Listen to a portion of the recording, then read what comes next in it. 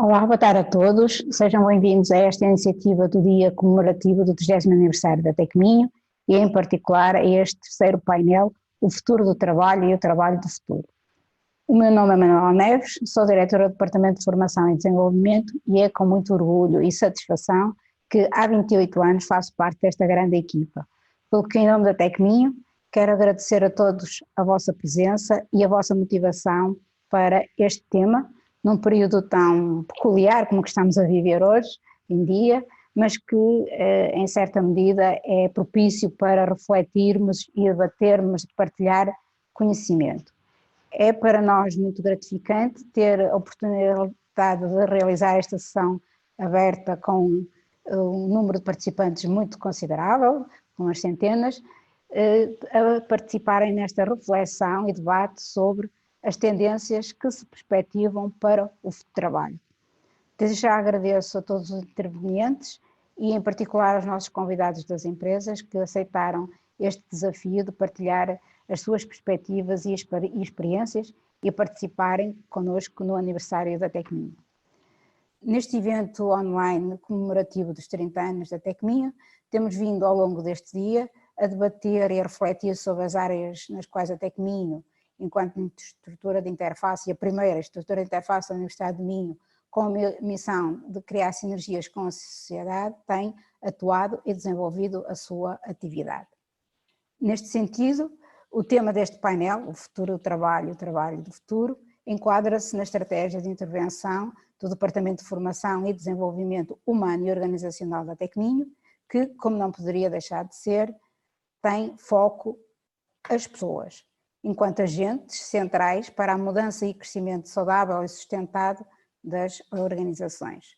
É aqui que o Departamento de Formação e Desenvolvimento tem atuado, quer ao nível do desenvolvimento de competências soft e hard dos profissionais, assim como também em intervenções ajustadas a cada contexto organizacional, em que a estratégia, a cultura e as competências têm estado intimamente ligadas e alinhadas. A nossa experiência neste domínio tem-nos mostrado que cada vez mais a gestão de recursos humanos tem vindo a ganhar uma posição estratégica voltada a ajudar a empresa a ser bem-sucedida e a alcançar os seus objetivos. Isto representa, sem dúvida, uma mudança que só será possível se for articulada com os interesses e as necessidades dos colaboradores, que, como todos sabemos, e é inquestionável, acho eu, assumem cada vez mais um papel fulcral no desenvolvimento das organizações.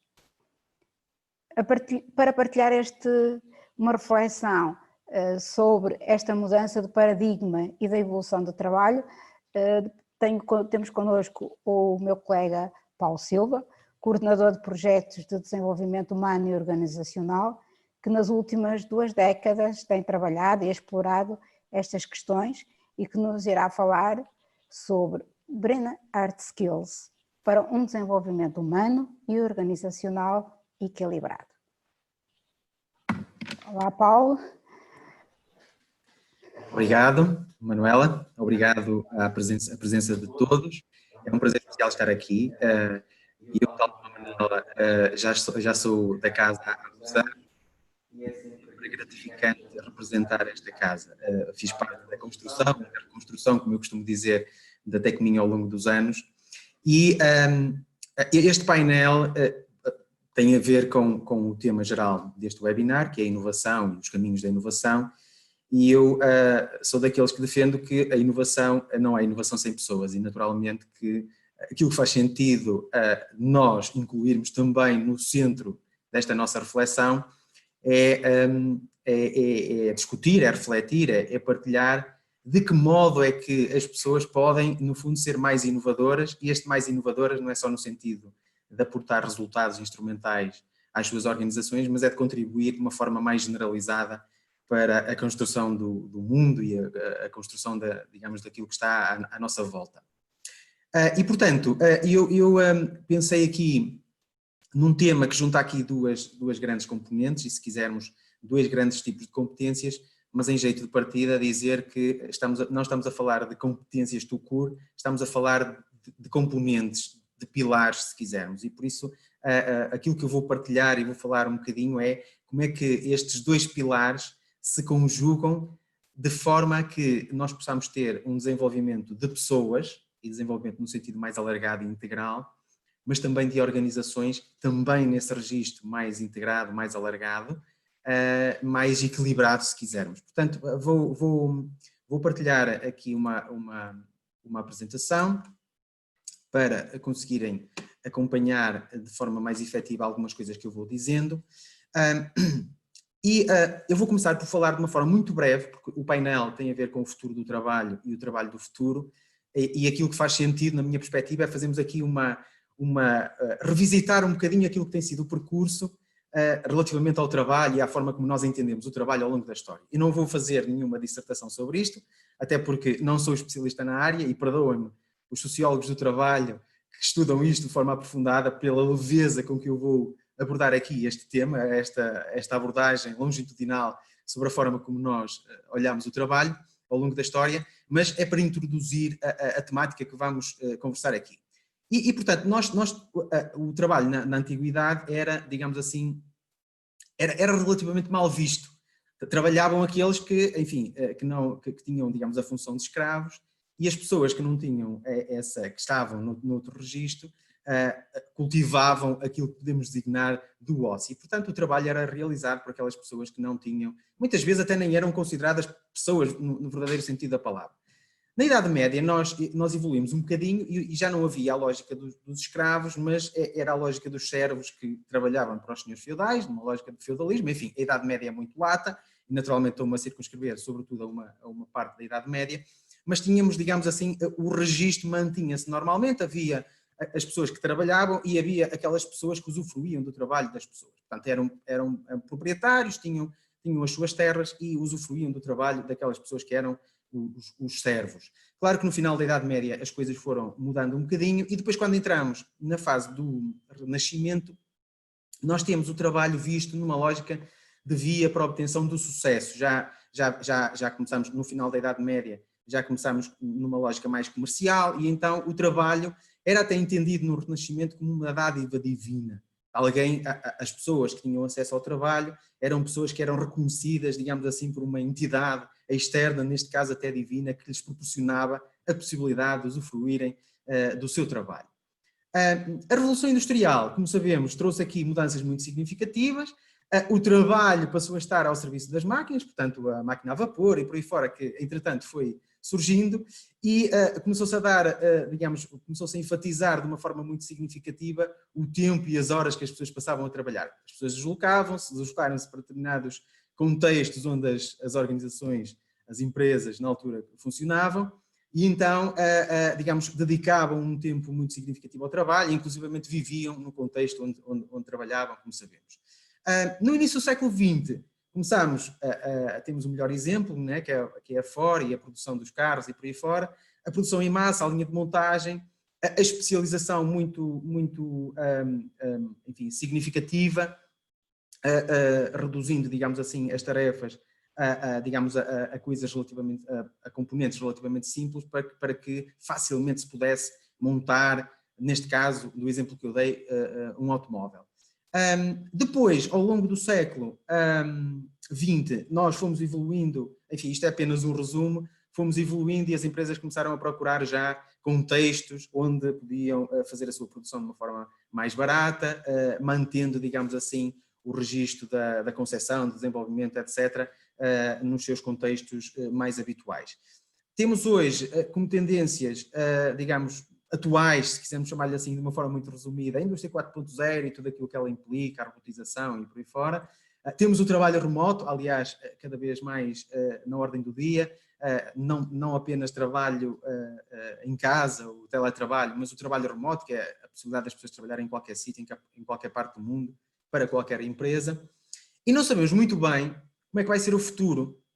E eu vou dizer assim uma frase muito, muito direta, que é: a mim não me preocupa muito o que é que vai ser o futuro. Para mim o que é mais importante é como é que nós estamos no presente e nos preparamos de modo a que consigamos perspectivar e ultrapassar o futuro, aquilo que vier no futuro, ultrapassar os desafios que vierem no futuro de uma forma tranquila e equilibrada.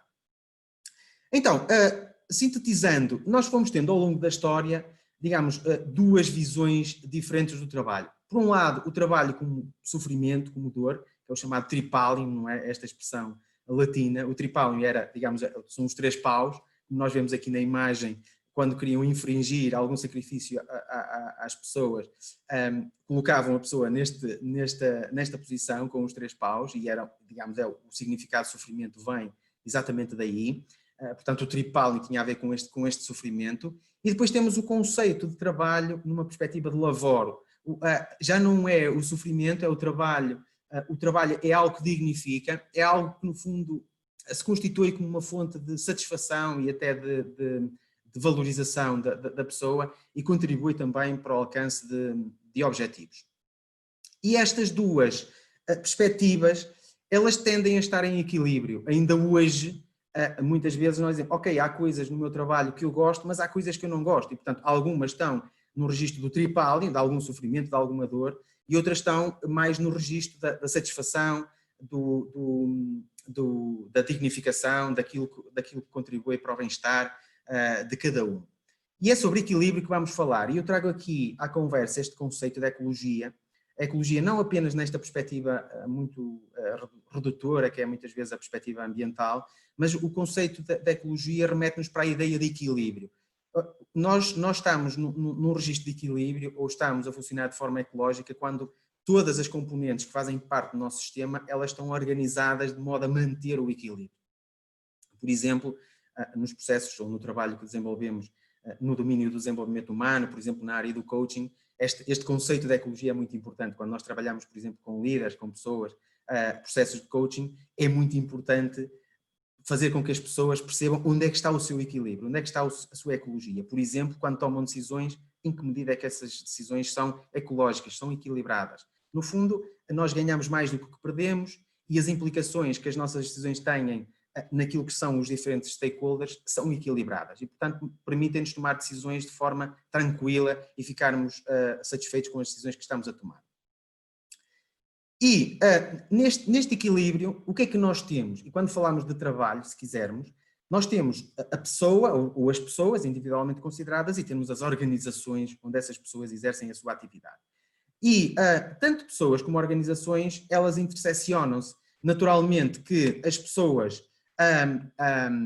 quando o indivíduo traz parte da sua organização para o seu sistema, porque a organização traz uma componente ou acrescenta uma componente à pessoa enquanto sistema, e a organização traz aquilo que é de cada um para a construção desse sistema que é a organização. E, portanto, nós não falamos de sistemas separados, nós falamos de sistemas, digamos, identitários, cada um destes sistemas é um sistema, mas eles interseccionam-se e interinfluenciam-se. Isto é muito importante quando falamos de equilíbrio, porque é disso que estamos a falar aqui nesta nossa conversa.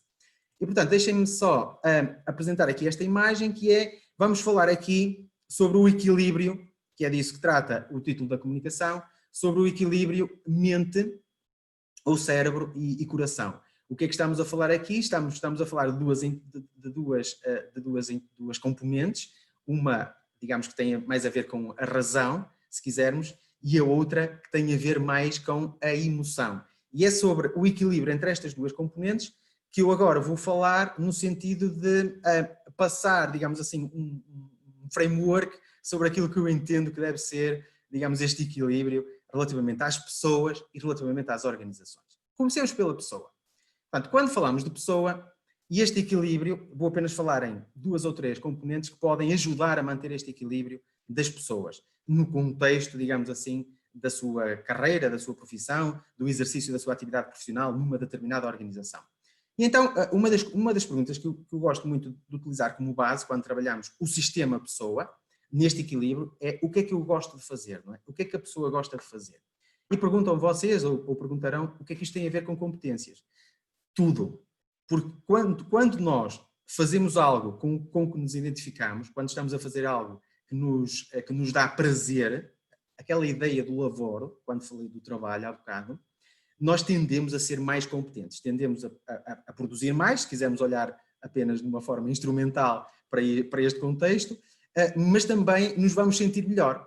Nós somos um todo, enquanto seres humanos, nós não somos máquinas do trabalho, como eu costumo dizer, e é importante que, digamos, a grande parte da nossa vida que nós passamos a trabalhar, ela seja passada de uma forma equilibrada e interessante, no sentido em que estejamos a fazer coisas com aquelas que nos identificamos.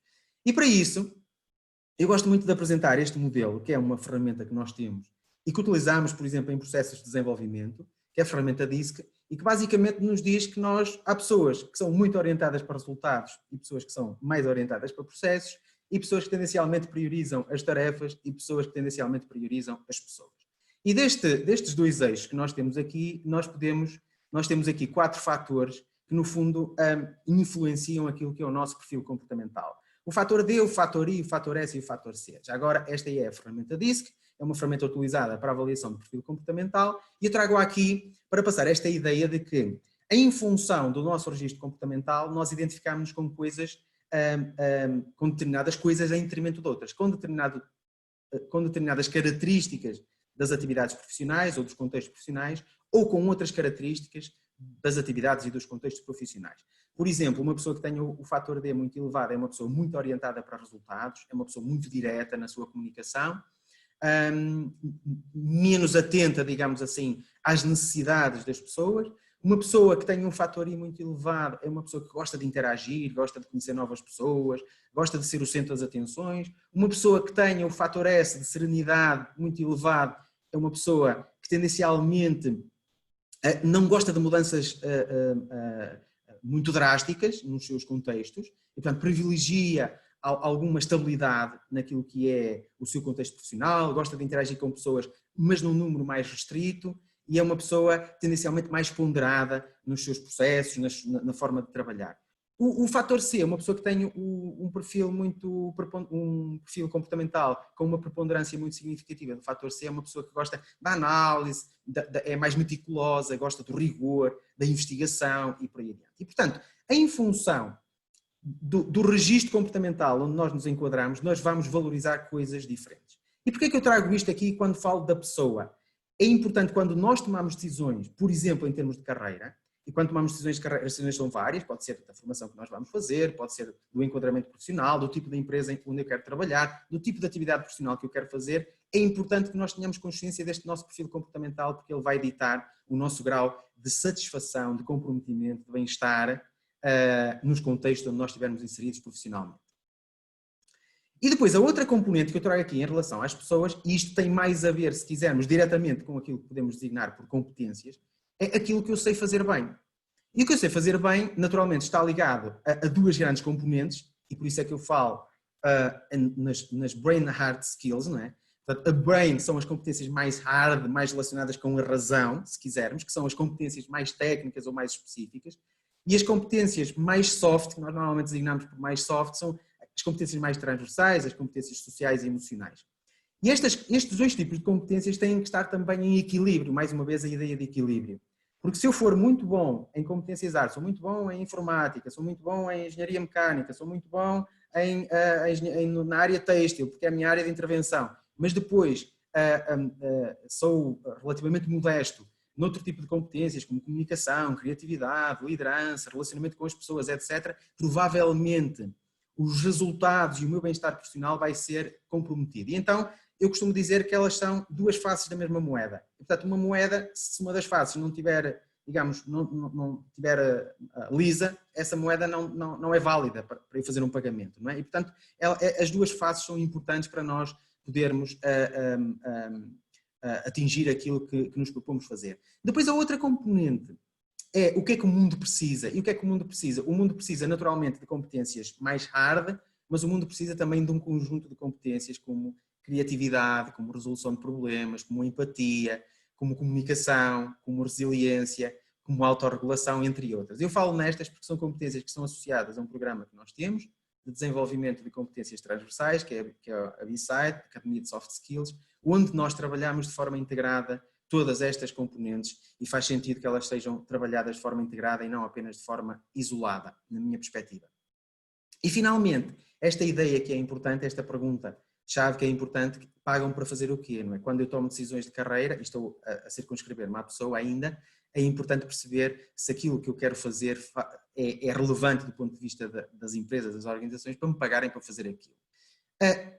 Desta junção de todas estas 4 componentes, surgem aqui outras 4 grandes componentes que têm a ver com aquilo que nós podemos dizer com uma carreira equilibrada, que é a paixão, que é a ligação entre aquilo que eu gosto de fazer e aquilo que eu sei fazer bem, a missão, que é a relação daquilo que eu gosto de fazer com aquilo que o mundo precisa, aquilo que o mercado precisa, a vocação, que é a ligação entre o que é que o mundo precisa e o que é que me pagam para fazer, e se quisermos, a profissão, num sentido mais restrito, que é o que é que eu sei fazer bem e pagam para fazer aquilo ou não me pagam para fazer aquilo. E então, voltando mais uma vez a esta ideia de equilíbrio, mente, coração, ou parte mais racional e mais emocional, nós temos aqui da parte de cima, se quisermos, a paixão e a missão, que estão muito neste registro mais emocional, e a parte de baixo, se quisermos assim, uma parte mais racional, se quisermos, que é aquela parte mais a ver, ok, pagam para fazer o quê, o mundo precisa de quê, sendo que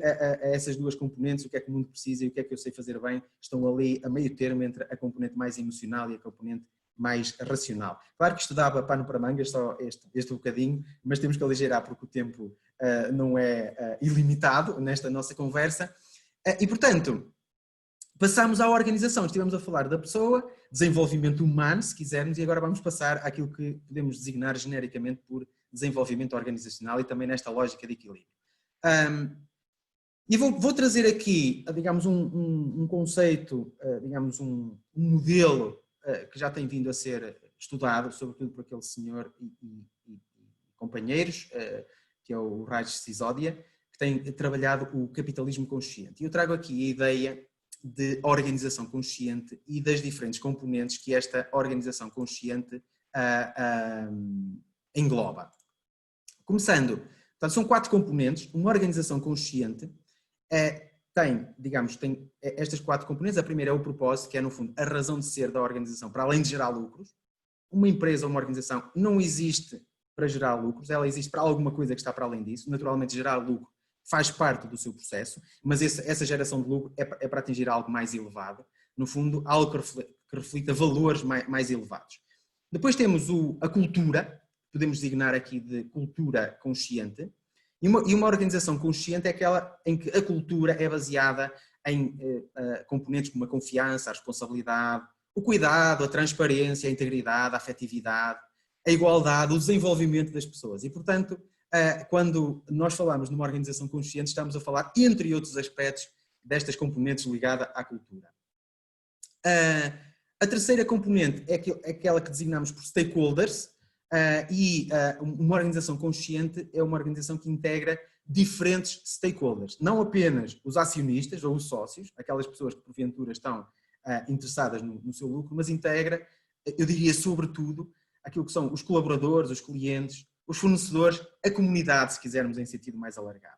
A organização, se estiver fechada em si mesmo, o potencial de sucesso a médio e longo prazo vai ser fortemente comprometido. E finalmente, que é aquilo que eu vos quero falar de uma forma um bocadinho mais alargada, aquilo que podemos designar de liderança consciente. E a liderança consciente é aquela que está, digamos, é uma orientação para o propósito da organização, considerando naturalmente os seus diferentes stakeholders. Então vamos à liderança consciente de uma forma um bocadinho mais aprofundada. Dar em primeiro lugar conta deste dado que me parece relevante, que é 85% das pessoas deixam as organizações por causa dos seus líderes. E, portanto, para justificar a importância de nós falarmos da liderança. E porquê falar da liderança consciente de uma forma significativa? Nós temos lideranças que estão muito, e mais uma vez vamos falar aqui de uma espécie de dicotomia, nesta lógica do Tripal em Lavoro, aqui trazemos mais uma vez esta lógica dicotómica, aqui a ideia de liderança consciente, e temos líderes que estão muito centrados no acionista ou no investidor, ou se quisermos, nos resultados financeiros da organização, e temos líderes que estão orientados para aquilo que podemos designar por diferentes stakeholders, como eu disse há bocadinho. Os colaboradores, os clientes, os acionistas, naturalmente também, os fornecedores, a comunidade, o planeta em sentido mais geral. E mais uma vez, nós temos aqui estas duas componentes. O líder que está mais orientado para uma visão mais alargada da organização, naturalmente que integra aqui a componente emocional de uma forma mais significativa e mais afirmativa. Naturalmente, o líder que está mais orientado para os resultados, eventualmente financeiros, lucros, etc., poderá ter aqui uma perspectiva muito mais racional e, digamos, relativizar de uma forma significativa a componente mais emocional. Deixem-me falar-vos aqui daquilo que é o tipo de líder que se preconiza para esta organização consciente, para esta liderança consciente, que é o selfless leader. O selfless, estamos a ver o que é que significa, portanto, a pessoa que está menos centrada no eu e está mais centrada nos outros. Vamos então aqui falar do que é que significam estas iniciais que são selfless. O primeiro é o strength, e o que é isto? É a força moral que o líder tem. É o caráter, é a visão ampla sobre a vida. Não é uma pessoa que tem uma visão redutora da organização, se quisermos, da vida, do planeta em geral. Eu vou passar assim de uma forma muito rápida por cada uma destas componentes. A segunda componente é o entusiasmo. O entusiasmo com o propósito da organização. O entusiasmo com as conquistas da sua equipa, com as conquistas da sua organização e a ideia de que todos somos líderes numa organização. Esta ideia de que, pelo facto de eu ser o CEO, sou o único líder da organização, é algo que está completamente ultrapassado. Eu tenho um determinado papel de liderança na organização, que está subjacente àquilo que é o meu papel, ao meu nível de responsabilidade, mas há pessoas, todas as pessoas nos diferentes níveis da organização, incluindo aquilo que podemos designar por shop floor, elas também são líderes à sua maneira da organização. Têm também, é importante terem esta perspectiva alargada da organização, esta força moral também. A terceira componente é aquilo que nós designamos por orientação de longo prazo. É, no fundo, é ter em conta, é não olhar apenas para os resultados imediatos, olhar para uma perspectiva de médio e longo prazo, como a frase indica, e numa lógica de sustentabilidade a longo prazo. Esta visão, esta ideia de visão a médio e longo prazo.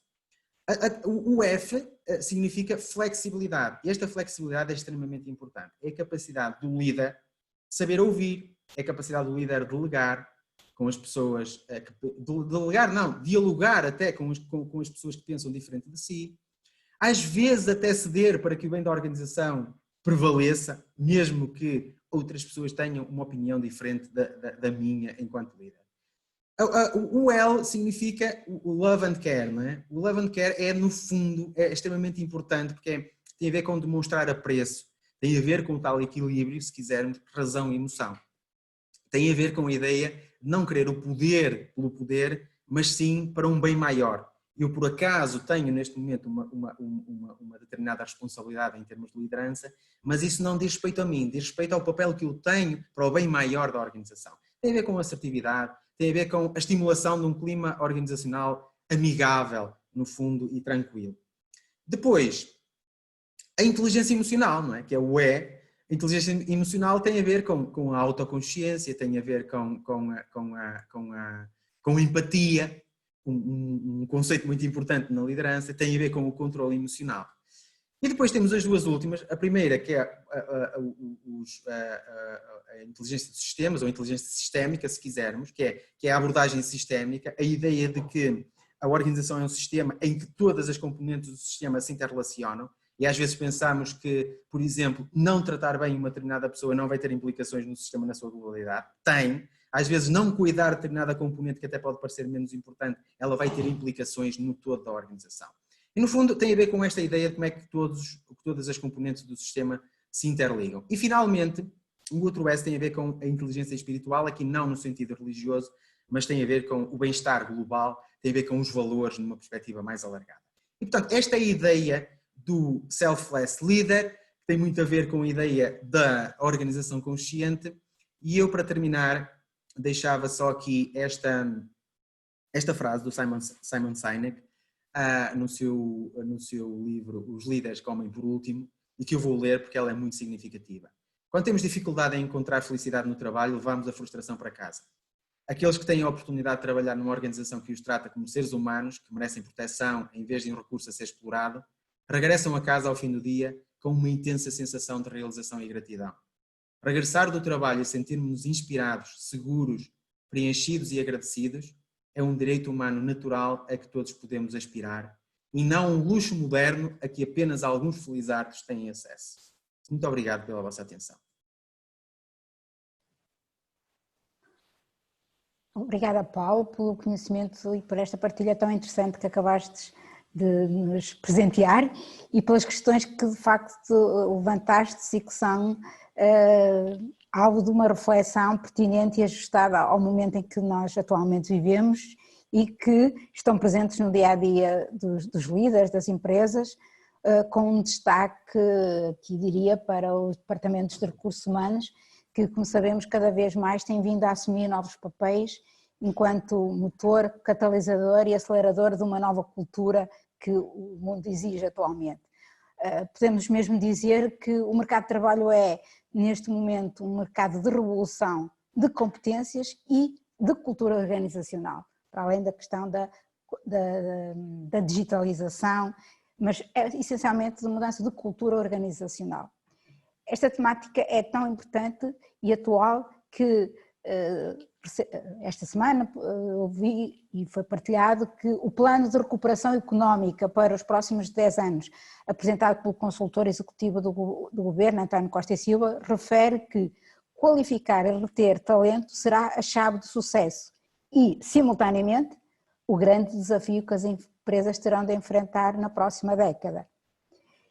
Isto porque com a entrada das novas gerações no mercado de trabalho, que valorizam essencialmente alguns aspectos que aí referiste do seu bem-estar e o seu enriquecimento profissional e a possibilidade de abraçarem novos desafios profissionais para se sentirem motivados e comprometidos com a organização, fará com que a dinâmica de retenção de talento seja, tendencialmente, muito mais desafiante para as empresas.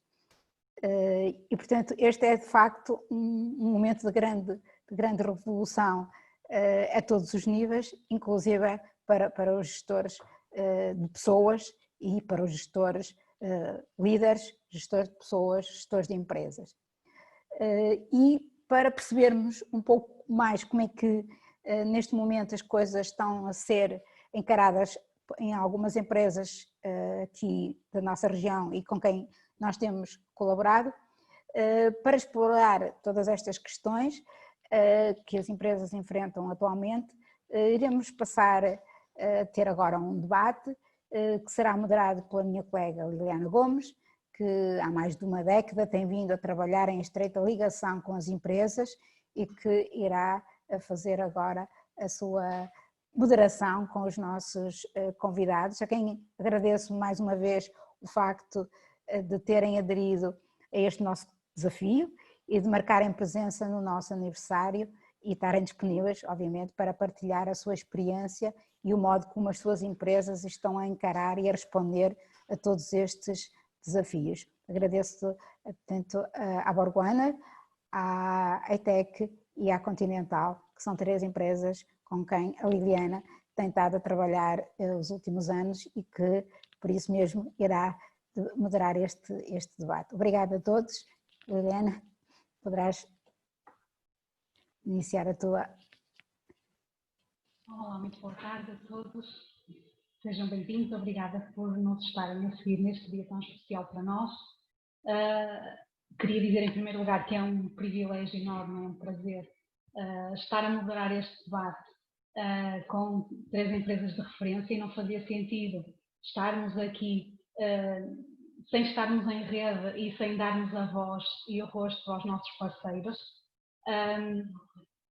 Selecionamos 3 empresas que para nós são uma referência, sem dúvida, que têm profissionais admiráveis, têm uma cultura organizacional voltada para o desenvolvimento, para a inovação, para a sustentabilidade e que nos têm desafiado continuamente ao longo dos últimos anos e, portanto, nós respondemos também com um desafio que eles aceitaram, estando connosco hoje, para, no fundo, partilharmos em conjunto algumas das suas boas práticas, trocarmos aqui algumas experiências e refletirmos de uma forma aberta, de modo a que possamos também inspirar outros profissionais, outras organizações que estejam também neste caminho de desenvolvimento e de organização e de inovação, no sentido de buscarmos uma maior integração entre todas as componentes que o meu colega Paulo Silva estava a referir. Muito obrigada a todos, Paulo, Carla e Lúcia. Pedia só à Lúcia, por favor, para ligar o micro, para podermos começar a conversar. E eu aproveitava para lançar já o debate. Carla, posso começar por si? Claro que sim. Sim. Eu tive o prazer de estar envolvida muito recentemente num projeto de qualificação de lideranças intermédias numa das empresas do Grupo Continental, e para mim ficaram muito presentes os valores da Continental, a confiança uns pelos outros, a liberdade para agir e a paixão por vencer. E estes são valores que, de facto, eu posso dizer que se sentem nos corredores, que se sentem na produção, que se sentem nos gabinetes, que se vivem e que toda a gente respira, de alguma forma, estes valores. E há pouco estávamos a fazer o teste e até nos rimos um bocadinho, porque a minha pergunta é mesmo no sentido de como é que, através dos valores, não é? Através dos valores e a partir de uma estratégia que é definida, estes valores tornam-se pilares para o desenvolvimento das próprias competências e do próprio comportamento das pessoas de forma tão alinhada e tão comprometida. E, no fundo, eu vi também que tem aí essa frase que eu gosto muito, que é: os valores criam valor. Sim, está atrás de mim. Sobre isso? Muito boa tarde a todos. Sim, é verdade que os valores para nós são a nossa vivência diária, inclusive são o primeiro contacto que, desde o momento em que somos candidatos e nos propomos trabalhar com a Continental, são vivenciados.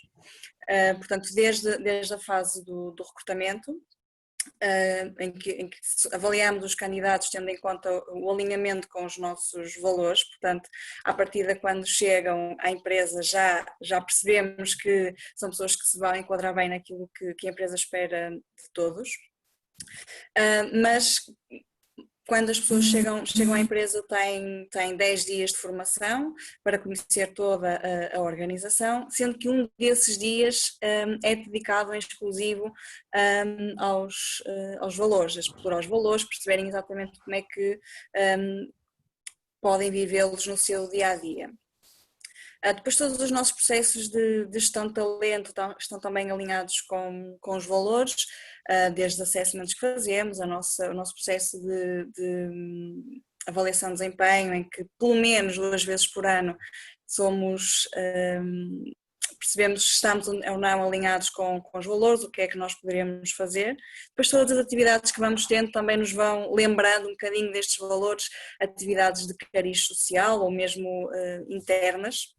E, portanto, isto dia a dia nós vamos sendo recordados daquilo que a empresa espera de nós. Portanto, sempre que há alguma atividade que nós pretendemos iniciar, as pessoas estão preparadas e conseguem perceber que isto está alinhado com os valores da empresa. Portanto, acaba por ser mais fácil quando diariamente nós vivemos os valores. Muito obrigada, Carla. Eu não referi que a Carla é especialista na área de recrutamento e seleção, é neste momento gestora de talento e gestora de formação e, portanto, há sempre um conjunto de projetos, iniciativas e dinâmicas que pontuam o seu dia-a-dia, não é? Que têm como foco as pessoas, o seu bem-estar e a própria articulação com os valores que, no fundo, ditam o propósito da organização, não é? Sim. Ou seja, tentamos sempre que estes valores estejam presentes em todos os processos de gestão de talento, de gestão das pessoas, e fazemos com que logo à partida as pessoas tenham presente que isto vai ditar o futuro delas e o trabalho delas diariamente. Obrigada, Carla. Lúcia, a Lúcia tem funções análogas, digamos assim, à Carla, enquanto também gestora de talento, formação, é também formadora na Borg Warner ao nível internacional, sobretudo na área comportamental, e já falámos aqui neste painel um bocadinho sobre a importância, não é, de equilibrarmos aqui esta balança de competências com a parte mais hard, digamos assim, mais técnica, e com a componente mais comportamental, relacional, emocional, até espiritual, se assim quisermos também referir. A Lúcia tem lançado também enormes desafios à equipa Borg Warner, não é? E até à equipa técnica, temos por vezes colaborado e com muito gosto, e posso assistir de facto a um espírito colaborativo num ambiente organizacional muito aberto, muito flexível, muito ágil, muito leve, e esse espírito também deve-se ao fantástico trabalho que o Departamento de Recursos Humanos tem feito e que de facto se transpira na organização. Inclusive nestes tempos de confinamento, posso fazer só aqui um apontamento que fui vendo as vossas publicações e até eu própria ficava mais animada e mais confiante. Conseguiram passar muito para além daquilo que são os vossos colaboradores e atingiram os vossos parceiros e a sociedade, enfim, de uma forma geral. E eu diria que metade de Braga já se mudou de malas e bagagens para a Borg Warner. Não sei, tem que me contar qual é o vosso segredo. Nós temos, de facto, Liliana, eu fico mesmo muito contente que diga isso, porque obviamente nós não o fazemos com a intenção de que isto transpareça, digamos assim, mas a verdade é que quando trabalhamos, eu acho que isto depois passa para além daquilo que são as nossas paredes e é fantástico ouvir esse feedback, portanto eu vou sem dúvida aqui muito contente e a minha equipa de certeza que está ali a ouvir-nos também, portanto já deve estar muito possivelmente toda babada como eu. Os elogios devem-se dar em público, não é? Portanto... Obrigada. E de facto eu creio que isso acontece sobretudo, Liliana, porque a Borg Warner tem uma cultura muito orientada para as pessoas e nós fazemos uma coisa muito simples. Nós não temos aqui um segredo daqueles fantásticos, o que fazemos é mesmo uma receita. É isso, era bom que houvesse, mas a verdade é que é bastante mais simples do que pode parecer. Eu diria que o segredo neste caso, se é que se pode chamar segredo, é perguntar, é tão simples quanto isso.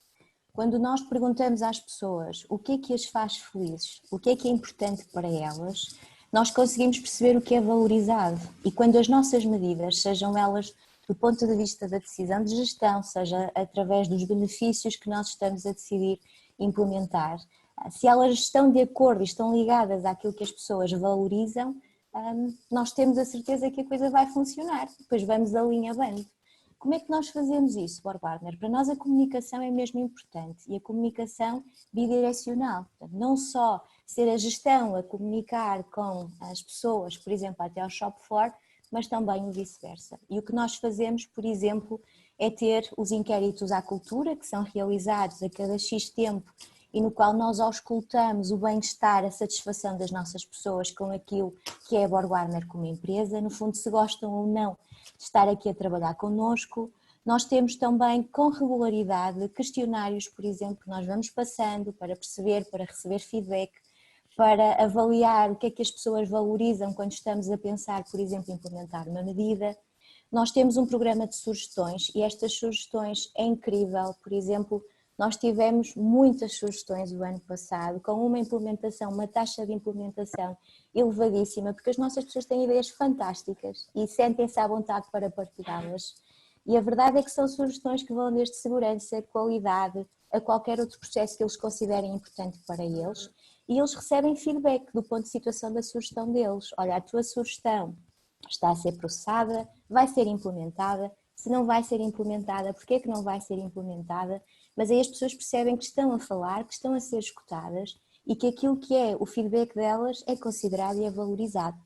Nós temos depois também as conversas com, e dizemos as conversas com, porque são uma espécie de round table que acontece num formato muito informal e em que, por exemplo, um operador pode estar sentado a uma mesa com o diretor de fábrica e partilhar as preocupações, levantar questões, dar sugestões diretamente com o diretor. Isto acontece também muitas vezes porque nós temos uma estrutura mais achatada, mais horizontal, que facilita de facto esta comunicação bidirecional e temos um ambiente muito informal. Portanto, eu hoje vim trabalhar de ténis, eu venho trabalhar de calças de ganga, de t-shirt, eu trato o diretor de fábrica por tu, um operador trata o diretor de fábrica por tu. É de facto possível ir a passar por ele no corredor e falar com ele, porque este ambiente muito orientado para a importância que nós temos e o foco que nós temos nas pessoas é essencial. Depois nós aí vamos tendo feedback deles, o que é importante. Nós, por exemplo, a título de curiosidade, conseguimos perceber com estas comunicações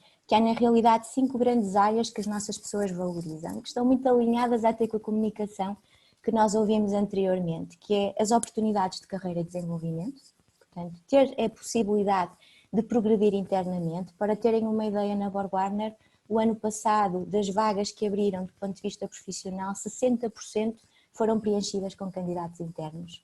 Nós demos uma... Não é só vertical, não é? É verdade, exatamente, é mesmo isso, Liliana, porque muitas vezes nós até culturalmente temos a ideia de que evoluir na carreira é subir na vertical, mas há tantas coisas que nós podemos aprender a um nível horizontal, quer do ponto de vista de projetos, quer do ponto de vista de novas funções, ou mesmo dentro das nossas funções, há tanto ainda por desenvolver e implementar, que permite aqui um crescimento enorme e nós cada vez mais fomentamos isso com as nossas pessoas.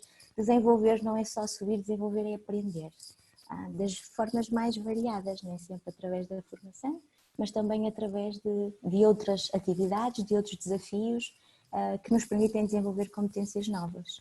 Muito rapidamente, só mencionar que também é importante o reconhecimento e a recompensa. Portanto, nós percebemos que as pessoas valorizam muito isto e a BorgWarner criou, de facto, atividades para fomentar o reconhecimento e valorizar aquilo que é o desempenho das nossas pessoas. As tarefas desafiantes, a Liliana há bocadinho falava que nós gostamos aqui de desafiar até caminho e gostamos de desafiar as nossas pessoas. Isto faz parte do nosso ADN, portanto, se não for desafiante não faz sentido, nós temos que puxar, só assim é que nós crescemos quando somos obrigados a sair da nossa zona de conforto. O suporte da organização e das lideranças, falávamos há bocadinho do Selfless Leader, faz todo sentido naquilo que nós começamos a escutar do que as nossas pessoas valorizam e, claro está, o equilíbrio entre a vida pessoal e a vida profissional. Portanto, quando a BorgWarner cria as suas medidas e toma as suas decisões, faz ou leva em consideração que estes 5 elementos estejam aqui integrados. Exatamente, obrigada, Lúcia. Eu aproveitava só para meter a colher, porque também estou imbuída desse espírito, é esse o meu alinhamento, o nosso, no fundo, para dizer que vamos avançar com projetos de Rapid Mass Engagement. Eu não sei se repararam que há algum tempo veio cá um especialista inglês e no fundo é para acelerar este tipo de culturas organizacionais em que se valoriza a transparência, a comunicação, o igual valor e criar estes mecanismos de abertura entre as partes, como estava a dizer, não é? E a questão das recompensas, a questão da segurança e saúde, do bem-estar, não é? O work-life balance, conseguimos contribuir para o bem-estar da organização e tudo que extrapola a organização, não é? Porque os colaboradores não estão sozinhos, têm família, estão numa sociedade, não é? Têm todo tipo de redes e nós também não nos vemos de outra forma senão em rede e por isso é que estamos aqui hoje a debater estas questões que para nós são essenciais, são o nosso dia-a-dia. Ou não fôssemos nós apaixonados por pessoas. Paulo, como senhor ficaste para o último, peço imensa desculpa. O Paulo é um dos responsáveis da ITEC, que é para a Tecninha uma PME de referência, que temos acompanhado praticamente desde o surgimento da empresa há quantos anos? 12? Paulo, 14? Sim. 14. E, portanto, vimos a empresa surgir com 3, 4, 5 elementos e hoje já tem mais um zero, já passou dos 50 e, portanto, estas dores de crescimento, entre aspas, também já começam a acontecer na ITEC, em que o Paulo lidera, para além das funções de diretor técnico, acaba por ser o líder exemplo para 50 jovens profissionais. Eu digo jovens porque eles estão ali entre os 20 e os 30, não é, Paulo? Sim. Em média, sim. E eu pergunto de que forma, até porque a ITEC trabalha essencialmente soluções de engenharia para sobretudo grandes empresas, e portanto a inovação também é palavra de ordem na ITEC, também faz parte, não é, daquilo que é o core.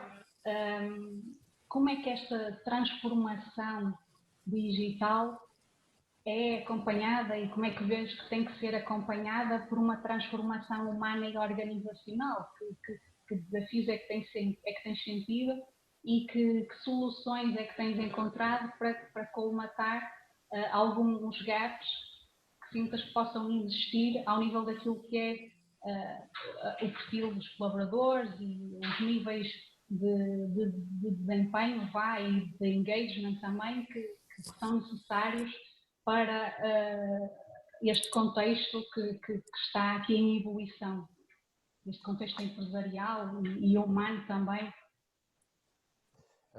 Muito boa tarde, obrigado pelo convite e aproveito para dar os parabéns à TecMinho por estes 30 anos e que nos tem acompanhado quase desde o início. Relativamente aqui a estes novos desafios e aos desafios digamos que do trabalho atual e do trabalho futuro, gostaria primeiro de referenciar que o nosso trabalho do dia a dia é um trabalho de muito desenvolvimento, muita engenharia, e que praticamente nós temos de desenvolver produto para cada encomenda que temos do cliente. Também temos uma equipa bastante jovem e é uma equipa que acaba por vir, digamos que maioritariamente, das instituições de ensino diretamente para a nossa empresa. Isso também traz alguns desafios, que é formar as pessoas não só tecnicamente, mas também a nível de soft skills. Nós começamos primeiramente por nos concentrar na formação dos nossos recursos humanos ao nível técnico, porque como nós desenvolvemos, digamos que produtos muito específicos, alguém que vem da instituição de ensino acaba por trazer as bases, mas depois nós temos que desenvolver essas competências. Quem não vem das instituições de ensino, acabamos também por ter que desenvolver muito essas competências e daí a razão de nós termos muitas pessoas que vêm diretamente das instituições de ensino, até porque aproveitamos as boas referências das pessoas que vêm de lá. Portanto, elas vêm bem preparadas tecnicamente, não é? Com as bases técnicas. Há todo um trabalho. Exatamente, depois temos de trabalhar muito essas competências técnicas e ir introduzindo também competências de valores, e à medida que as pessoas vão evoluindo nas suas funções, trabalhamos muitas competências de liderança, como recentemente temos um projeto com a TecMinho para desenvolver de team coaching para desenvolver essas competências, digamos que dos nossos pilares. As pessoas são os pilares da empresa e que lideram as outras equipas. Nós, como uma empresa jovem, estamos em crescimento e, claro, a mensagem dos gestores acaba por, se forem só eles a passar a mensagem e fomentar os valores, acaba por se desvanecer um bocadinho e nós, claro, que apostamos também nessas pessoas que neste momento têm funções de chefia, para também fazer passar essa mensagem. E em termos de desafios para o futuro, em termos de trabalho, tem existido alguns desafios, ou temos passado por alguns desafios nos 2 anos anteriores, porque o mercado estava muito agitado, o mercado pedia muitos colaboradores técnicos e claro que as empresas tiveram que melhorar ainda mais esta relação com os seus colaboradores, a satisfação dos colaboradores, perceber o que é que eles gostam de fazer, como o Paulo Silva estava a dizer e bem, e tentar dar-lhes a hipótese de fazer aquilo que eles mais gostam. Estes últimos 2 anos foram bastante desafiadores para tentar reter os colaboradores nas empresas e tentar mantê-los satisfeitos. Nos próximos anos vamos ter outros desafios. Sentimos também que os mais jovens têm uma expectativa, têm expectativas altas, nasceram na era do instantâneo e pensar que uma carreira instantânea traz um pouco a insatisfação, também como o Paulo estava a referir. Portanto, são estes desafios que eu penso que vamos ter no futuro, é balancear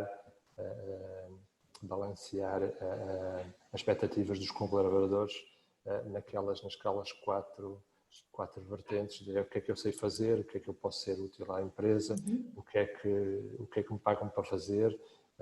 Acho que esse será um grande desafio do trabalho. Uma lógica de equilíbrio, não é? Como falávamos há bocadinho. Exatamente, acho que o equilíbrio é a palavra fundamental em todo este contexto. Exatamente. Pegando aí nessa ideia, relativamente também a estes novos colaboradores que estão a invadir o mercado, digamos assim, esta nova geração, dizia-me há algum tempo uma diretora de recursos humanos de uma das empresas do Grupo Continental que um dos maiores desafios que ela tem em mãos hoje em dia tem a ver com o facto de ter 3 gerações a trabalhar em simultâneo, não é, Carla? Imagino que no Grupo Continental essa seja uma realidade com que é preciso também lidar e encontrar soluções, não é? Porque temos jovens com valores e com expectativas e visões do mundo completamente distintas dos seus pais e dos seus avós, que ainda estão a trabalhar e às vezes na mesma linha de produção, na mesma, não é? Exatamente, sim, fábrica. E, portanto, mais um desafio para os recursos humanos e para a estratégia da organização, que tem que encontrar aqui caminhos comuns e objetivos pelos quais todos se revejam. Sim. Isto a par da multiculturalidade. Exatamente. Sim, nós temos inclusive um projeto interno a decorrer para perceber como é que podemos lidar com esta diferença esta variedade de pessoas que têm a trabalhar connosco, de diferentes idades. Portanto, é algo que ainda está a ser construído, mas temos muitos exemplos aqui na fábrica, inclusive de familiares a trabalharem em conjunto. Sim, é uma realidade que vivemos todos os dias. Temos, por exemplo, um programa indo ao encontro daquilo que o Paulo estava a dizer, o programa Find Your Career, um conjunto de jovens que vão estar 3 anos connosco para no futuro virem a ser possivelmente supervisores de produção. E, portanto, são jovens que estão a adquirir competências junto de pessoas que temos a trabalhar connosco já há algum tempo, portanto, que já têm aqui muito conhecimento técnico e que estão a desenvolver este conhecimento e também, ao mesmo tempo, a conhecerem os nossos valores. É uma espécie de job shadowing, Carla. Sim, exatamente. Muito bem.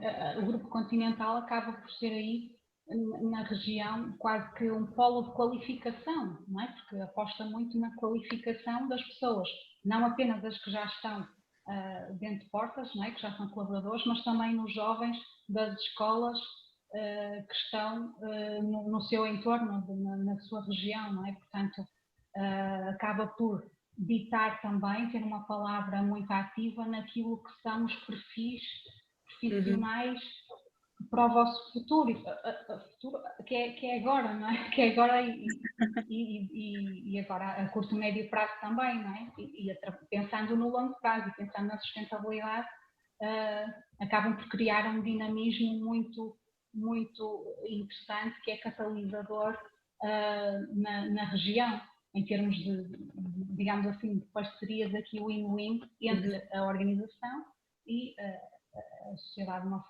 forma geral que está no sintoma, e de manhã ouvíamos a Câmara de Vila Nova de Famalicão a falar precisamente muito nesse sentido, desse espírito das empresas da região.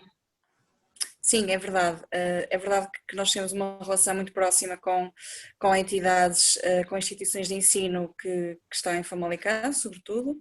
Temos, por exemplo, a FORAV, com quem trabalhamos muito de perto e que, inclusive, fazemos muita troca de formadores e formandos, ou seja, professores da FORAV que nos dão aqui algum apoio na área da formação também.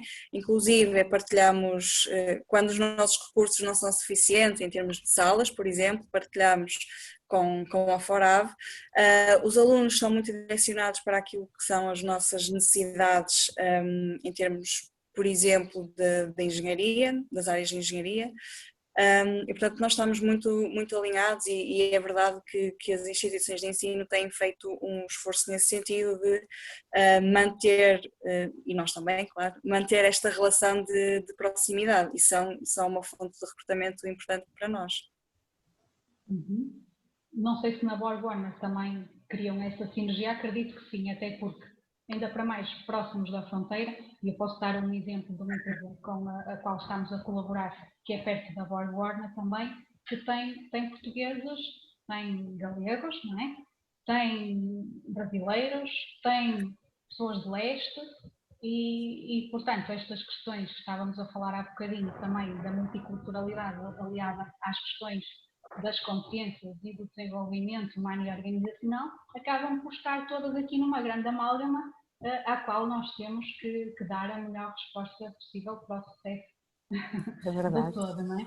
Por isso, eu desafiava a Lúcia a falar um bocadinho connosco sobre aquele projeto que eu achei fantástico, que tem com a Franklin Covey, relacionado com uns dias diferentes, especiais, em que, não é, criam aí uns insights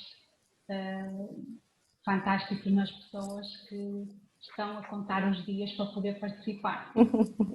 É mesmo, eu tenho um carinho muito especial por esse projeto, tenho o privilégio, acho que é mesmo o privilégio de poder facilitá-lo já há alguns anos. E é muito bom ver o efeito que tem, ele é de facto muito orientado para as pessoas. Nós, quando decidimos implementar este projeto, fizemos precisamente em resultado do inquérito à cultura, havia algumas áreas que percebemos que precisávamos melhorar e a verdade é que este projeto respondia de forma muito boa a essas necessidades. Para além disso, ele fazia todo sentido para nós porque ele está muito ligado aos nossos valores. A Liliana provavelmente, de certeza, conhece o projeto. E se pensar nos valores BorgWarner, da inclusão, da integridade, da excelência, da responsabilidade pelas comunidades, da colaboração, os hábitos trabalham cada um destes valores. É verdade. Portanto, ele connosco estava mesmo integrado, fazia sentido aí, fazia sentido do ponto de vista das competências que trabalha. Nós, BorgWarner, temos as nossas competências muito definidas por função relativamente às questões da liderança de produto. E, por exemplo, quando nós olhamos, vamos imaginar para o hábito 1, que é o ser proativo, este hábito trabalha competências como o learning on the fly, orientação para a ação, orientação para resultados. Portanto, quando nós estamos a trabalhar de uma forma diferente, competências que são essenciais e que as pessoas precisam trabalhar. E a verdade é que a resposta tem sido tão boa que comentávamos ainda isto ontem, Liliana, que nós chegamos ao ponto de ter pessoas que me telefonam ou que vêm ter comigo e me dizem: Lúcia, é suposto eu fazer a formação este ano? Quando? Porque eu não quero marcar férias na mesma altura, porque eu quero mesmo fazer esta formação. E nós vemos resultados. Aliás, eu costumo partilhar isto, nós costumamos até partilhar isto de uma forma, como um bom exemplo. Nós chegamos a ter pessoas que deixaram a BorgWarner em resultado desta formação. E é verdade, a BorgWarner perdeu uma pessoa, mas aquela pessoa... É empoderadora, não é? É isso mesmo, porque a pessoa toma consciência de si, daquilo que é importante para si. Por exemplo, na situação específica, essa pessoa estava longe de alguém que era importante para ele e ele decidiu: ok, não é isto que eu quero para a minha vida, estar com aquela pessoa para mim é mais importante que o meu trabalho e, portanto, eu vou ir para a beira da namorada na altura, não é? E, ok, vou deixar a BorgWarner. A BorgWarner perdeu uma pessoa, é verdade, mas também é verdade... risco consciente. que temos ao desenvolver as pessoas, não é? Quase como a parentalidade também, não é? É isso, é mesmo isso. É a questão de... E eles partem, não é? É isso. E a verdade é que para nós faz sentido... nós até costumamos dizer um bocadinho no início que isto é um miminho que a BorgWarner dá aos colaboradores, na questão de que nós estamos 3 dias, sensivelmente nesta fase, fora das instalações, nós fazemos-o fora para quebrar esta ligação com o contexto profissional e dizemos estes momentos são para vocês. A BorgWarner vai ter retorno? Vai. Aliás, falávamos há bocadinho, quando as pessoas estão bem, estão a potenciar as competências cognitivas, emocionais e têm muita mais vontade de fazer bem e fazer melhor e a BorgWarner vai ganhar com isto. Claro que vai. Mas o objetivo principal é investir no desenvolvimento pessoal de cada um dos nossos colaboradores.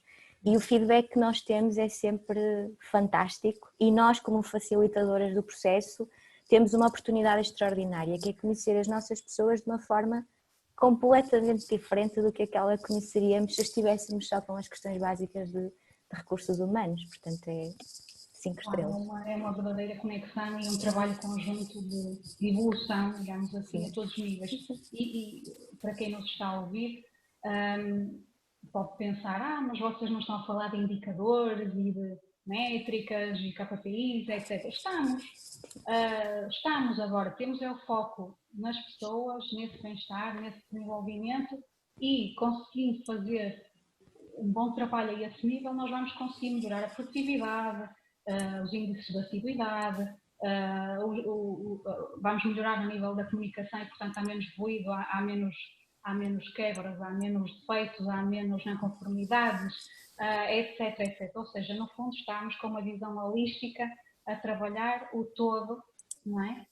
E a melhorar, se calhar de forma indireta, porque acabamos por não conseguir fazer uma associação tão matemática, tão quantitativa do impacto que têm nos nossos projetos e as nossas iniciativas que estamos a falar, não é? Que vocês já partilharam muitas delas, mas de facto sabemos o que é que perderíamos se elas não existissem, não é? E pegando nessa iniciativa fantástica da BorgWarner, nesse programa de Franklin Covey, eu também aproveitava para dizer que nós ainda no ano passado, com a ITEC precisamente, tivemos um fim de semana, algures no interior do país, não foi, Paulo? A trabalhar precisamente os 7 hábitos com a juventude da ITEC, a construir, digamos assim, toda uma árvore, da raiz até às folhas, flores e frutos, que no fundo foi uma metáfora que criámos para os hábitos, não é? Em que os primeiros, digamos assim, que estão ali muito escondidos, são mais individuais, mas depois os outros estão muito mais à superfície e em interação com todo o ecossistema, não é? Que é o ser humano e que é a organização. E, portanto, Paulo também me desafiava a falar um bocadinho sobre estas competências críticas e sobre, no fundo, sobre estes desafios que tens em mãos com as questões da própria maturidade e do engagement desta equipa e da forma como tu há bocadinho estavas a dizer, que tens sentido que está a ser mais difícil captar e reter talento, não é? Que planos, que objetivos ou de que forma é que a ITEC pretende também fazer este trabalho, não é? De captação, de retenção e de desenvolvimento das pessoas. Sim, portanto, como estavas a falar, Liliana, nós no ano passado fizemos um fim de semana, foi o terceiro fim de semana deste género, temos-lo feito desde que começámos de 2 em 2 anos. Portanto, já começa a ser uma tradição, não é? Porque depois já faz parte também da... Exatamente, já começa a ser uma tradição e já começamos a ver, é este ano, não é para o ano. Também já há um contrarrelógio. Futuramente, certamente, aumentaremos a frequência. Portanto, é um fim de semana que nós vamos todos para um sítio, já fomos para o Gerês, estou-me a lembrar do primeiro, fomos para o Gerês, foi fantástico. estar no Jerez à noite e ver aquele céu estrelado. Porque além depois das atividades de dia, também há um pouco atividades ao final do dia.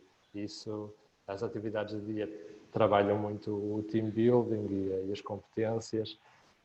As atividades ao final do dia trabalham mais a descontração, a troca de ideias. É o team building também. Conhecermos mais uns aos outros. O segundo, ficámos ali na zona do Porto, que foi fantástico. Nós culminou com nós a fazermos o nosso almoço de domingo num restaurante. Foi qualquer coisa fenomenal. Tínhamos processos, não era, Paulo? Tínhamos processos. Exatamente. Tínhamos Descobrimos ali. Tínhamos todo um sistema de gestão que foi montado, tínhamos as equipas definidas. Descobrimos ali. De trabalho e, portanto, a sangria ficou boa. Descobrimos ali todos que uns têm mais aptidões para umas coisas que para as outras, mas todos temos alguma aptidão na cozinha, o que é bom. E este terceiro evento que fizemos ano passado, que trabalhámos muito os sete hábitos. Além destas atividades que são bastante importantes para as pessoas saírem um bocadinho do contexto de trabalho, conhecerem-se melhor, ao conhecerem-se melhor vão interagir melhor no seu ambiente de trabalho, vão ser mais tolerantes, mais cooperativos. Além destas atividades, nós, como somos uma empresa pequena, somos 50, portanto, somos uma empresa pequena e ainda uma empresa jovem, com 14 anos de idade, digamos assim. Tentámos muito construir um espírito de família e somos um bocado isso, e todos os colaboradores sentem que somos uma família, porque apesar de tudo passamos mais tempo uns com os outros do que propriamente com a família no dia a dia, e isso depois leva também a que combinamos almoços ou convívios nas casas uns dos outros, e há muita interatividade entre as pessoas. E fazemos um conjunto de atividades também ao longo do ano para fomentar esta cooperação, esta entreajuda e o conhecimento de todos. E é um pouco estas atividades que fazemos. Depois também participamos muito a escuta, a ouvir as pessoas. Eu posso dar um exemplo de uma conversa que eu faço todos os anos com cada uma das pessoas, e realmente uma das perguntas que eu faço é o que é que tu gostas de fazer? Gostas dos que estás a fazer? O que é que gostas de fazer mais? O que é que não gostas de fazer tanto? E também tentar que as pessoas evoluam naquilo que mais gostam de fazer também na empresa. Fazemos um bocadinho aquilo que a Lúcia estava a referir, que é vamos tentando que as pessoas que temos cá, que já com a experiência e os valores que têm, que ocupem outras funções, que consigam evoluir, ocupem outras funções e para as substituir, digamos que vamos alimentando com pessoas novas, com colaboradores novos. Fazemos um pouco esse trabalho. Temos colegas que passam da área técnica para a área comercial, temos colegas que passam de desenvolvimento para a gestão de projeto, e fomentamos muito essa atividade, para que as pessoas também sintam que têm, apesar de sermos uma empresa muito pequena, as pessoas sentirem que têm possibilidade de evoluir. Isso acaba um pouco também por motivar as pessoas a estar connosco. Nós costumamos dizer, a brincar, eu e o Paulo, que trabalhamos a cultura dos Cs, não é? Pelo menos esses têm sido os temas dos team buildings, no fundo, que é a comunicação, a coesão, a colaboração, a criatividade. No fundo, isso acaba por ser aqui a cola. Há uns poucos de Cs que nós encontramos e que fazem todo sentido. E pegando aqui no modo também da criatividade e associando aquilo que é a criatividade a um ambiente de inovação, o que me parece pelas nossas conversas e vendo outros casos de outras empresas que também procuram promover a criatividade interna e a gestão de conhecimento, etc., o que me parece é que o solo mais fértil para a criatividade é, sem dúvida, esse ambiente que as vossas empresas conseguem criar e propiciar às pessoas, porque elas se sentirem bem, se sentirem com a confiança, que é mais, não sei se tinha dito esse ser, confiantes com um espírito de facto de vestir a camisola, como a Carla está ali com a camisola da Continental, essa criatividade surge naturalmente, essa vontade de partilhar as ideias, e as ideias começam a fluir, e quando temos do outro lado um líder, uma chefia funcional que nos ouve, essa ideia, e como a Lúcia estava a dizer, que as ideias são de facto levadas a cabo, são avaliadas com transparência, com comunicação, são levadas a cabo e todas as pessoas são informadas de que as suas ideias e veem, não é, que essas ideias acontecem e que elas conseguem fazer acontecer juntas, não é?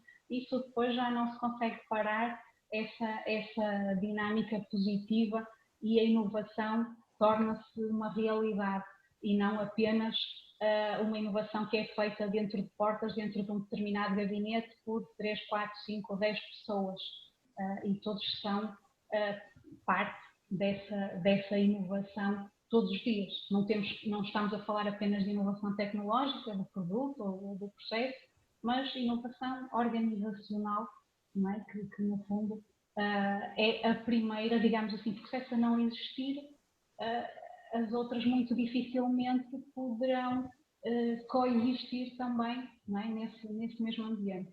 Ainda temos alguns minutos, eu pedia-vos que cada um pudesse partilhar um conselho, uma orientação, algo que pensem que pode ser útil para outros profissionais e outras empresas que nos ouvem e que também têm este foco nas pessoas e que ainda estão de alguma forma a encontrar soluções, caminhos, iniciativas, para além daquilo que já partilharam, que já mencionaram. O que é que acham que de facto pode funcionar? Quais é que são esses princípios, essas bases por onde cada profissional com a sua equipa ou cada organização pode começar já hoje, digamos assim, a fazer ou a promover internamente? Carla, quer dar o pontapé de arranque? Sim. Eu acho que a Lúcia referiu uma questão muito importante e que vai um bocadinho suportar tudo aquilo que nós falamos agora, que é o facto de ouvirmos as pessoas. Nós temos um questionário que passamos a todos os nossos colaboradores e cujos resultados são analisados, e fazemos um plano de ações para tentarmos ir ao encontro daquilo que são as expectativas das pessoas. E, portanto, acho que compreendermos a expectativa dos nossos colaboradores, sabermos o que é que eles esperam.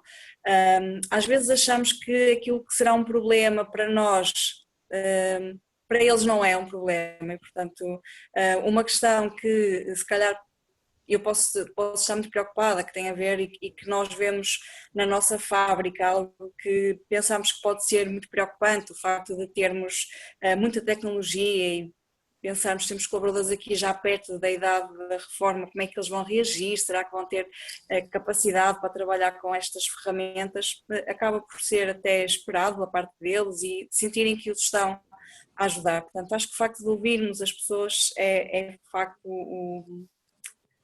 o motor para tudo aquilo que nós estivemos a falar agora neste debate. Muito obrigada. Lúcia, também quer fazer uma última partilha? Sim, eu diria de uma forma simples, acima de tudo, ajudem as vossas pessoas a apaixonar-se por aquilo que fazem. Isto é muito importante quando nós, seja o Departamento de Recursos Humanos, seja a equipa de direção, qualquer pessoa que é líder, e digo líder não só em supervisão, nós somos todos líderes naquilo que fazemos, mas criamos no fundo uma rede de segurança para que o colaborador mantenha a sua individualidade, porque isso é muito importante, e isso dá-lhe margem para ser mais criativo, para arriscar, para perceber que os erros acontecem e que é com eles que nós fazemos as aprendizagens mais importantes. Isso é mesmo, eu creio que essencial para o desenvolvimento das nossas pessoas. E depois está o que já falamos até agora e que eu vi que é transversal aqui com os 3 colegas, que é envolver as pessoas naquilo que são os processos e as decisões que lhes dizem respeito e investir numa boa comunicação. Portanto, quando há uma comunicação aberta e transparente, as coisas depois acontecem de forma natural. É verdade. E na IPEC também há essa corda que as pessoas podem atravessar, mas com uma rede por baixo. Têm autonomia para testar, não é? Para errar. Fail fast, não é? É um dos princípios Lean que... Eu diria que um ponto importante é partilhar, ou seja, haver partilha da empresa para com os colaboradores, informar os colaboradores saberem onde estamos, para onde queremos ir, o que é que está a acontecer, o que é que se espera deles. Acho que é importante partilhar essa informação com os colaboradores, porque muitas vezes os colaboradores não têm conhecimento do que é que está a passar, porque é que se fez isto, porque é que se vai para ali ou não se vai para o outro lado. Os colaboradores informados acho que acabam por perceber e ajudar. Outro ponto importante é ouvir os colaboradores, ouvir onde é que eles têm dificuldades, o que é que os preocupa, o que é que a empresa pode fazer para eles melhorarem, e também a própria empresa perceber o que é que pode fazer por eles, deixá-los, dar-lhes autonomia, perceber até que ponto é que vai essa autonomia, e ajudá-los a evoluir, porque a evolução de um colaborador passa muito por dar oportunidade e digamos que monitorizar o seu desempenho e perceber se as coisas estão a funcionar, continuar a dar-lhe autonomia. Se não estão a funcionar, se calhar temos que dar um passo atrás para depois, mais para a frente, darmos dois à frente. E eu penso que é um pouco esse trabalho que é preciso ser feito para que as pessoas se sintam motivadas. Eu li no outro dia um artigo que referia que temos que fazer rapidamente a transição da sociedade de conhecimento para a sociedade da sabedoria, e penso que todas estas partilhas que fizemos aqui hoje vão muito nesse sentido, não é? Porque a pessoa é mais sábia, e aqui entre aspas, obviamente, se conhecer melhor a sua organização, não é? Se estiver numa relação com os seus colegas e com os seus filhos e com toda a organização, com muito mais entrega, não é? Com muito mais a própria paixão que já falámos, não é? Gostas do que fazes, ter essa possibilidade para mudar, haver oportunidades internas, não vermos tudo como um problema, mas sim como todas as soluções que podem daí advir. E, portanto, parece-me que esta nossa pequena conversa pode ser aqui um ponto de partida, um insight poderoso para outras pessoas que nos estão a ouvir e que precisem de alguma alavancagem, digamos assim, também aqui nesta matéria. Também é preciso coragem, mais um ser, para no fundo começar este caminho em que tratamos as pessoas como o centro da organização, e temos aqui uma pessoa a ouvir aqui com um comentário no nosso chat, que as pessoas são os principais motores de todo e qualquer processo, não há organizações sem pessoas, e portanto quando eu vou à vossa organização, e já agora adoro estar convosco na vossa casa, no vosso terreno, agora não tem sido possível e, portanto, estes são os nossos novos espaços, mas mesmo para toda esta mudança e para toda esta transformação que houve nesta fase, vemos de facto quais são as empresas que estão a lidar da melhor forma com toda estas novas, este novo paradigma, não é? Esta nova dinâmica aqui em que rapidamente tomaram as devidas medidas e vi, como disse também acompanhando nas redes sociais e falando convosco, que as pessoas se mantiveram muito unidas, muito tranquilas, muito coesas naquilo que é a confiança também que têm pela organização e o saber que estamos todos juntos no mesmo barco e, portanto, nós vamos conseguir. E este espírito, sem dúvida que é, digamos assim, aqui, não direi o segredo para o sucesso, mas que contribui imenso para um futuro positivo, isso sem dúvida. Mais algum apontamento que queiram fazer antes de fecharmos? Resta também então agradecer, muito obrigada por terem estado connosco a fazer esta partilha, muito obrigada também às 400 pessoas que nos estiveram a ouvir desde o princípio deste painel. Esperamos que o painel tenha sido proveitoso e que o tema de facto seja entendido por todos como relevante nos dias de hoje. Nós vamos ter às 4 horas outro painel sobre transferência e valorização de conhecimento, que no fundo também liga aqui um bocadinho a tudo o que estivemos a falar. Portanto, espero que estejam também aí connosco às 4 horas. Até lá, muito obrigada uma vez mais e tudo bom. Até mais logo. Obrigada. Obrigada.